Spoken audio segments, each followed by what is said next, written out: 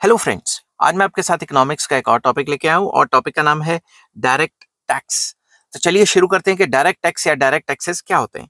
A tax whose burden is borne by the same person on whom it is levied or imposed. It is imposed on income and property of a person, that is income tax and wealth tax etc etc. तो direct tax एक ऐसा tax है जिसके ऊपर लगा वही देगा, कोई और नहीं देगा। फॉर एग्जाम्पल, मेरी इनकम है, अगर सरकार मेरी इनकम के ऊपर टैक्स लगाती है तो मैं ही भरूंगा ना, आप थोड़ी ना भरोगे मेरा टैक्स। ठीक है। अगर मेरी कोई जमीन जायदाद बहुत तकड़ी है और सरकार ने मेरे ऊपर वेल्थ टैक्स लगाया हुआ है तो जिसकी प्रॉपर्टी है वही भरेगा ना, आप थोड़ी ना भरोगे। तो डायरेक्ट टैक्स एक ऐसा टैक्स होता है जिसके बर्डन को शिफ्ट नहीं किया जा सकता। जिसके ऊपर टैक्स लगता है, जिसके ऊपर टैक्स की लायबिलिटी आती है, वही टैक्स भरता है, कोई और टैक्स नहीं भरता।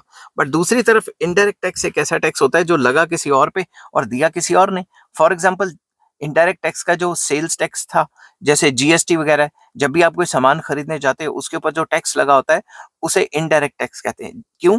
क्योंकि वो जब आप खरीदने गए कोई सामान, तो जो उस चीज के ऊपर टैक्स लगा हुआ है वो असल में दुकानदार या सेलर या प्रोड्यूसर के ऊपर टैक्स लगा था, उसने प्राइस में ऐड करके आपसे निकलवा लिया, तो उसे इनडायरेक्ट टैक्स कहा जाता है।